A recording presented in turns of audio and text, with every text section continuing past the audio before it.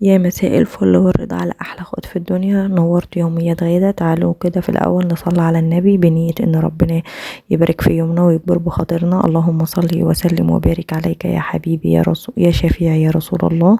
وحشتوني جدا جدا. شكرا من كل قلبي على كومنتاتكم الجميلة. ربنا يكبر بخاطركم ويسعد قلوبكم يا رب. النهارده يومنا مليان تفاصيل. يلا نسمي الله ونبدأ الفيديو. النهارده بقى رجعت من السوق بخير ربنا، وزي ما اتعودت بقى الفيديو ده هو الباور اللي هيخليكي تقومي تخلصي كل اللي وراكي. مفيش اجمل من شكل الخضار وهو طازه ومنظم. والنهارده التحدي بتاعنا ازاي هتنظمي تلاجتك وتحافظي على الخضار اطول فتره ممكنه.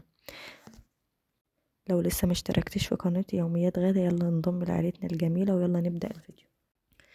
اول خطوه بقى وهي اهم خطوه غسيل الخضار. السر كله بقى علشان الخضار ما يبص في التلاجة هو التجفيف. لازم نسيب الخضار يتصفى كويس قوي قبل ما ندخله التلاجة وبنحطه على فوطة. وبالذات الورقيات لو دخلت التلاجة بتبوظ، لو فيها نقطة مية عمرها بيقصر جدا. في اللقطة دي لازم زي ما انتوا شايفين كده التفاصيل الصغيرة هي اللي بتفرق في عمر الخضار. دلوقتي بقى جه وقت التنظيم. في ناس كتيرة سألتني بتقولي يا غدا ما عنديش منظمات بلاستيك اعمل ايه؟ الحل بسيط جدا. استغلي ادراج التلاجة، علب بلاستيك موجودة عندك، اي حاجة بتقضي الغرض. مش شرط نقعد نجيب بقى منظمات غالية علشان خاطر نعرف ننظم تلاجتنا بأقل التكلفة. نعرف ننظم تلاجتنا. انا كنت جبت علبة وفرشت فيها في الارضية العلبة مناديل، وحطيت الليمون وغطيته، ونفس الكلام الكوسة كده زي ما انتوا شايفين.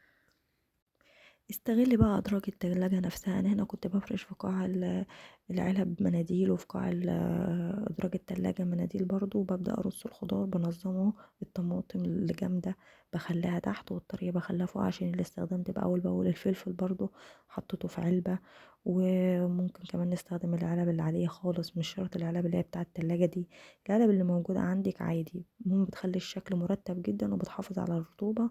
التنظيم فكرة وعين حلوة، مش غلو امكانيات بقى ان انت لازم يكون عندك منظمات عشان تنظمي تلاجتك، لا.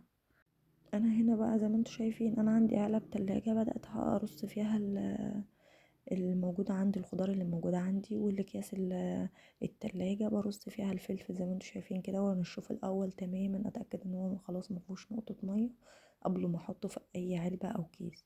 وبرضو الخضار هنا برضو الجزر برضو هنا هبدأ احط كل كام جزراية في منديل، واحطه في الكيس واحطه فوق منديل، وابدأ كده. الخضرة نفس القصة، اللي هو بلف الخضرة بالمناديل واحطها في كيس بتاع تلاجة. هعمل الخضر كله بالشكل ده. اما بقى البتنجان بحطه برضو في مصفى. هحطه في مصفى وارص البتنجان الاسود اللي موجود عندي والبتنجان الابيض ده، وهرصه في المصفى علشان برضو يبقى متهوي زي ما انتوا شايفين كده. اهوت جبت المصفى وهرص فيها البتنجان. وكده بقى كنت خلصت الخضار نهائي. اتمنى الفيديو يكون عجبكم النهارده وشجعكم واقدم لكم فكره بسيطه تقدروا تطبقوها في بيوتكم بكل سهوله. لو عجبكم الفيديو ما تنسوش تدعموني باللايك الجميل بتاعكم. واشوفكم في فيديو جديد وروتين جديد. دمتم في امان الله.